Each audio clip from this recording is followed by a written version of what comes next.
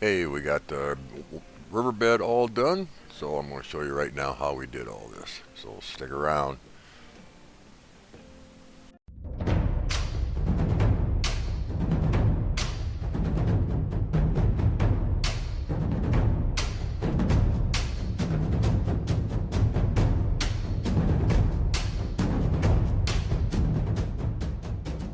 First thing we're going to do is put all these little tiny pebbles down, kind of a darker brown pebbles, and we're going to kind of put them in places around the rocks, and like the shore, when the water comes up against the shore, it kind of piles these rocks up, little stones up in piles. And the rocks, of course, the larger rocks, of course, break it up a little bit. We do that by white glue, then we just sprinkle it on.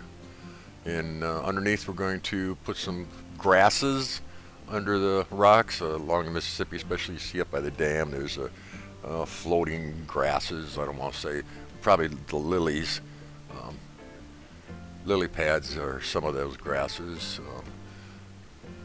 we're just going to put them all the way along there underneath the rocks. It'll look pretty good once the epoxy resin is covering all this stuff to make it look like a river of water. And of course, when we add the trout to it too, that'll make it a little bit more realistic. So we're just going to keep doing this with the white glue and stuff them underneath the rock, and then we could let everything dry. Just to add a little bit more flavor to it, we're going to also put a few of them sticking straight up, like a grass clump sticking out of the water, and that'll be sticking out a little bit above the epoxy resin. And here is a box of twigs. I go out every once in a while on my yard when I clean it before I mow, and I pick up all the small twigs and I bring it in and just let it dry out and break them into pieces. And here's one of the uses for it is driftwood. So we're going to do the same thing. Use all white glue, glue everything in place, all the pieces. And this is all random. Do whatever you want, whatever you got available as far as the sticks. There's a couple good pieces that I could use for driftwood. Here again, just use the white glue. Glue down, let it dry.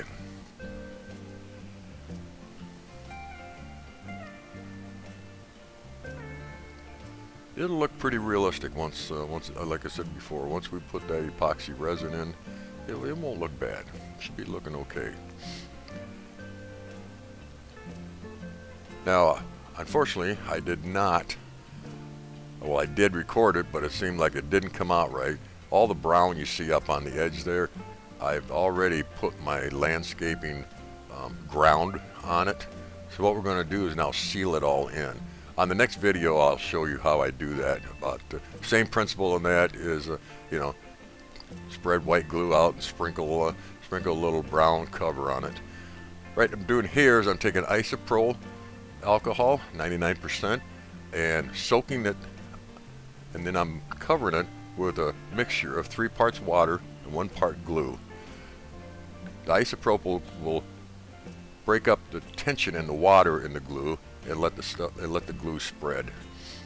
And you just keep doing that until you cover everything that you've just laid out. And what this does is just assures that all the pieces, all the little particles stay in place. You can see I did it to the pebbles underneath the water too, that the big brown, small brown ones that we put down there. So, and if you get too much, dab it up with a tissue.